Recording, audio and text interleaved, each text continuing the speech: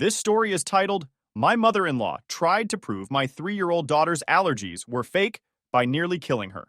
So I made sure she never do that again. Hey everyone! Before we jump into today's video, I need your help. We've noticed the channel is losing some traction, and subscribing is one of the best ways you can support us. It's quick, free, and it helps us keep bringing you awesome content. Your support means the world.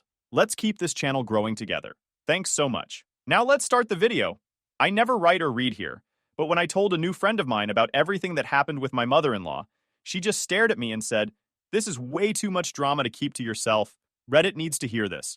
So here I am, sharing what's probably the most insane thing I'll ever live through. Buckle up because this one's a wild ride. Honestly, I should have known from day one that my MIL was not going to be a normal grandma. Like, at all. I don't know why I brushed it off in the beginning.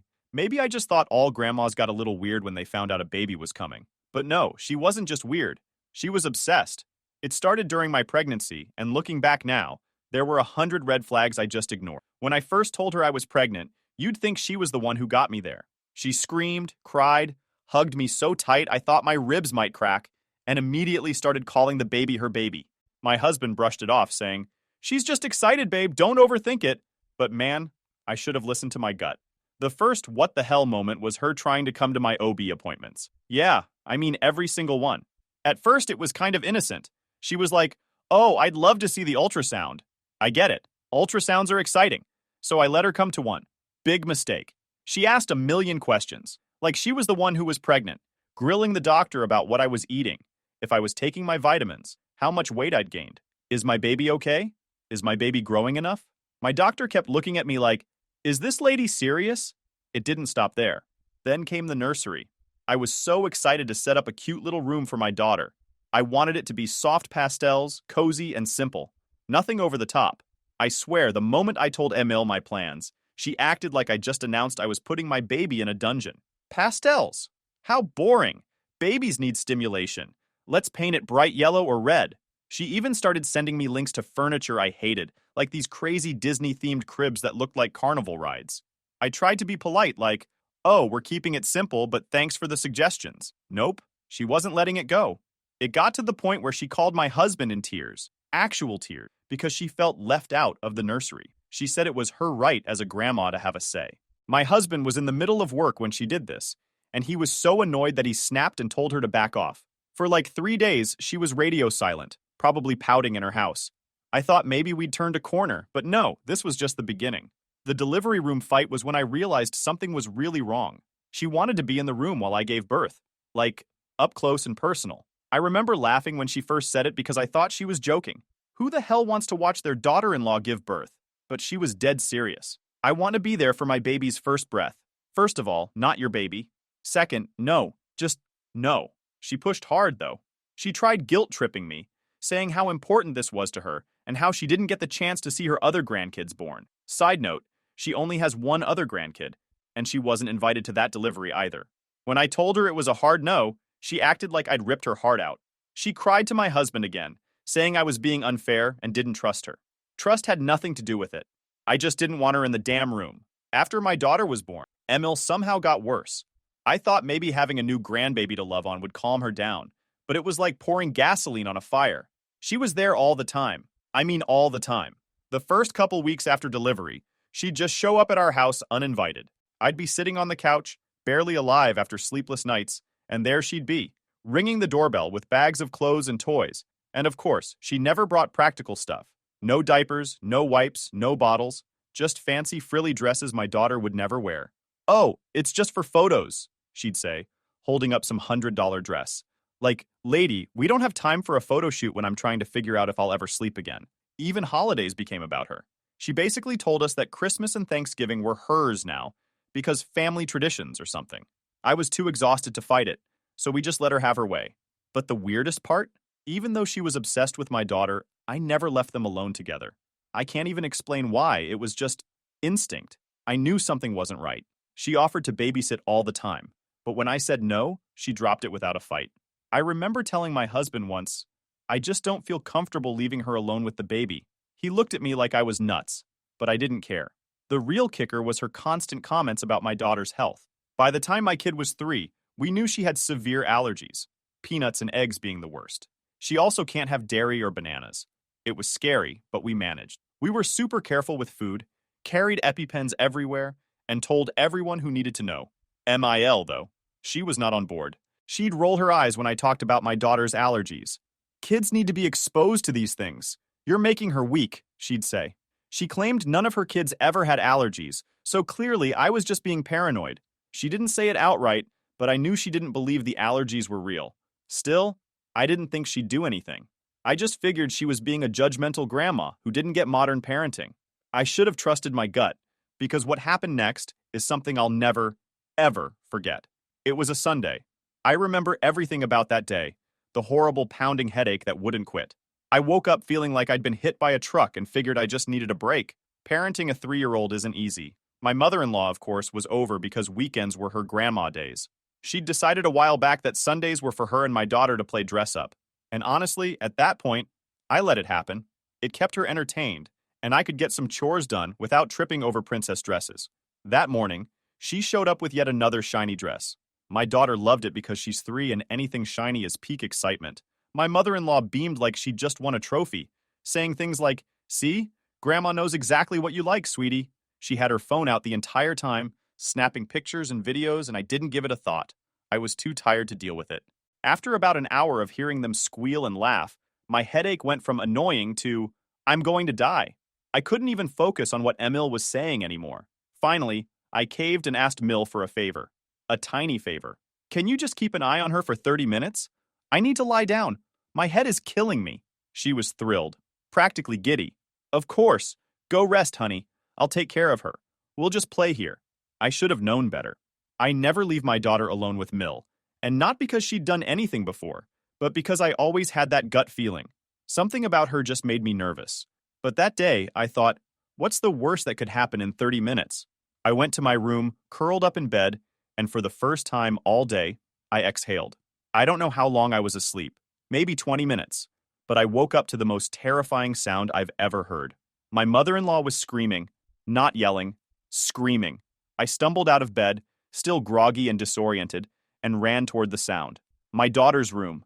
My mother-in-law was standing there, hands in her hair, shrieking, "Something's wrong! Something's wrong with her!" And there on the floor was my baby. My beautiful, perfect baby girl. She was gasping for breath, her tiny lips turning blue. My brain went straight into survival mode. I didn't even scream.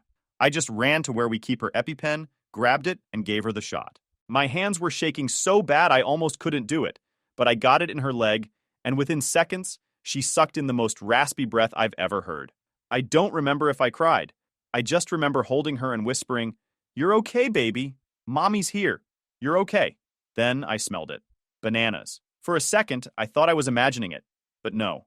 I could smell bananas on her. Her face. Her hands. I looked at my MIL and demanded, "What the hell did you give her?" She froze like a deer in headlights, her mouth opening and closing like she was searching for words. Finally, she stammered, "It was just a cookie. A little cookie. I didn't think—" I lost it. "A cookie? What kind of cookie?" She mumbled something about peanut butter and bananas, and I swear my heart stopped. Peanut butter. Bananas. 2 of the worst things my daughter could ever have. I was shaking so hard I could barely hold her. "Call 911!" I screamed at Mill. She didn't move, just stood there sobbing. I grabbed my phone myself, dialed the number, and rode in the ambulance with my baby, holding her hand the entire way. The paramedics were incredible. They started an IV, gave her oxygen, and got her stable, but they could tell something had happened. One of them asked, "Do you know what triggered it?" I said, "Her grandmother gave her something. She has severe food allergies." That's when the paramedic found the half-eaten cookie on the floor of her room. He looked at it, then at me, and said quietly, "This was deliberate. You should let the hospital know." I was numb. I texted my husband. "We're on the way to the hospital. MIL fed her peanut butter. I'll explain later. Come now." At the hospital, I sat there watching machines beep while my husband rushed in, pale and panicked. When I told him what happened, he went silent. Just silent. Then his phone rang. Mill. He answered, and all I heard was her crying through the speaker. "I didn't mean it. You're overreacting. I was just trying to prove there's nothing wrong with her." She said that. Out loud. Like it made sense. She admitted she'd been baking these cookies for months. Cookies with peanuts, bananas, eggs, freezing them and carrying them in her purse just in case she got the chance to give one to my daughter. I still can't wrap my head around that. She didn't forget about her allergies. She knew and did it anyway, because in her twisted mind, we were being paranoid and ruining her granddaughter's life. The hospital reported everything to the police that night. A detective came by to take our statements the next day, but I barely remember what I said. I couldn't focus on anything except my baby. She spent the night in the hospital under observation, but she pulled through. Meanwhile, MIL blew up our phones with texts and voicemails. Most were her crying and begging us to understand that she was just trying to help, but one voicemail still makes my blood run cold. She said, "If I can't have her, nobody can. Nobody can." My husband sat in the chair next to me, just as silent. I think the shock had hit him hard. I mean, what do you even say when your own mother does something so insane? Around 3 a.m., his phone buzzed. It was another voicemail from her. I grabbed his phone, unlocked it, and played it. It was her again, sobbing. "You've misunderstood everything. I'm sorry. I just wanted to show you how silly you're being. She's my baby too. Don't shut me out." I handed him the phone. "She's out of her mind," I said quietly. My husband looked like he wanted to cry, scream, and punch something all at the same time. He didn't reply. I sat in that hospital chair, holding my daughter's hand, and realized I could never trust that woman again. Ever. The day after the hospital stay, I woke up still feeling like I'd been hit by a truck. My daughter was back to being her happy, chatty self, playing with her stuffed animals and showing off her bracelet, the hospital band covered in stickers, like it was the coolest thing ever. I should have felt relieved, and I did, a little. But mostly, I was wrecked. Later that morning, a detective showed up at our house to take formal statements. I didn't even know where to start. I sat at our kitchen table while he asked question after question. Did she know about the allergies? Yes. Had she done anything like this before? Had she made threats? I hesitated. She said if she couldn't have her, nobody could. The detective's eyebrows went up. She said that? I nodded. My husband handed over his phone with the voicemails still saved, and the detective took copies of everything. Texts, recordings, the works. He told us they were going to bring MIL in for questioning, because those voicemails, combined with what she did, were considered serious threats. I felt like I was in a bad movie. Like, how did we get here? The whole day was a blur after that. My daughter was fine physically, which was the most important thing. But emotionally, she kept asking about Grandma. "When's Grandma coming? I want to show her my bracelet." She was so proud of that stupid hospital band, and every time she asked, it felt like a punch to the gut. I didn't know how to explain it to her. How do you tell a 3-year-old that Grandma almost killed her on purpose? The counselor at the hospital had given us a script to use. "Grandma made you very sick today, so she's in a timeout and can't see you right now." It sounded so simple, but every time I said it, my voice cracked. My husband's family found out pretty quickly, and that's when things got messy. It turns out, when you call the police on your mother-in-law and say she almost killed your kid, people pick sides. His siblings were mostly horrified. They called us, saying, "What the hell is wrong with her?" But there were a few people, like MIL's sister, who were pushing the whole "she didn't mean it" narrative. "She just needs help," they said. "This isn't who she really is." Yeah, well, who she really is almost killed my daughter with a peanut butter banana cookie. She knew about the allergies. She ignored them. She put my baby's life in danger because she wanted to prove a point. What kind of person does that? My husband, to his credit, was done. He's always been close with his mom, and I know this whole thing shattered him, but he didn't waver for a second. He told his family point blank, "Our daughter comes first. Anyone who doesn't see that can leave us alone." The detective called us later that week to let us know MIL had been taken into custody for a psych evaluation. Apparently, when they questioned her, she went on some bizarre rant about how kids these days are too coddled, and parents are brainwashing them with all these new rules about food and health. She kept saying, "I just wanted to show them there's nothing wrong with her," like she thought she was the hero of this story. That's when I realized this wasn't just ignorance. This was something darker. She thought she knew better than everyone else, and she was willing to risk my daughter's life to prove it. The scariest part? She didn't seem to think she'd done anything wrong. We filed for a restraining order that day. My husband and I sat in the courthouse, filling out paperwork, feeling like we were living someone else's life. Mill had been part of our lives for so long, and now we were literally asking the law to keep her away from us. I didn't feel sad. I felt angry. Angry that she put my child in danger. Angry that she thought her feelings were more important than my daughter's life. Angry that my daughter was now asking, "Did I do something bad? Is Grandma mad at me?" That night, my husband and I sat on the couch after putting our daughter to bed, and I told him, "She's never seeing her again. I don't care what anyone says." He looked at me, exhausted but resolute, and said, "I know." For the next couple days, things were quiet. Emil was released from custody, but the restraining order was in place, and the police warned her to stay away. My husband and I were on edge, but I think we both hoped this was the end of it. She'd been taken into custody, the restraining order was filed, and the police had made it very clear she couldn't come near us or our daughter. I thought maybe, just maybe, she'd finally back off and leave us alone. Yeah, no, I was wrong. It started small, little things that made me feel paranoid, even though I knew I wasn't. A car parked down the street that looked suspiciously like hers. A neighbor mentioning they'd seen some woman walking past our house a few times, staring at the windows. I told myself, it's probably nothing, but deep down, I knew. A week later, I got the call. My daughter's preschool. I was at home folding laundry when my phone rang, and I didn't think much of it. I figured it was a routine call, maybe something about a class event or a reminder about snacks. Instead, I heard the director's voice, calm but tight. Hi, Mrs. Cos, my name. We wanted to check with you. Your mother-in-law is here, and she says there's a family emergency. She's asking to take your daughter home. I froze. My body went ice cold. What? Number absolutely not. Do not let her take her. Call the police right now. The director didn't hesitate. Understood. We'll keep her safe. The classroom's already on soft lockdown, and we're contacting the authorities. I hung up and immediately called my husband, my hands shaking so bad I could barely hold the phone. She's at the preschool, I said, my voice breaking. She tried to take her. They're calling the police. He didn't even respond. He just hung up, probably racing to get out of work. I sat there in my living room, staring at the walls, waiting for someone, anyone, to call me back. Those 20 minutes felt like hours. All I could think about was my daughter, locked in her classroom, probably wondering why they were playing quiet games instead of going outside like usual. Finally, the director called back. She's gone. The police arrived and removed her from the premises. Your daughter is safe and she doesn't know anything happened. I let out a breath I didn't even know I'd been holding. Thank you. Thank you so much. Apparently, Emil had shown up at the preschool's front desk, acting calm, composed, and believable. She told the staff there was a family emergency and that I'd sent her to pick up my daughter.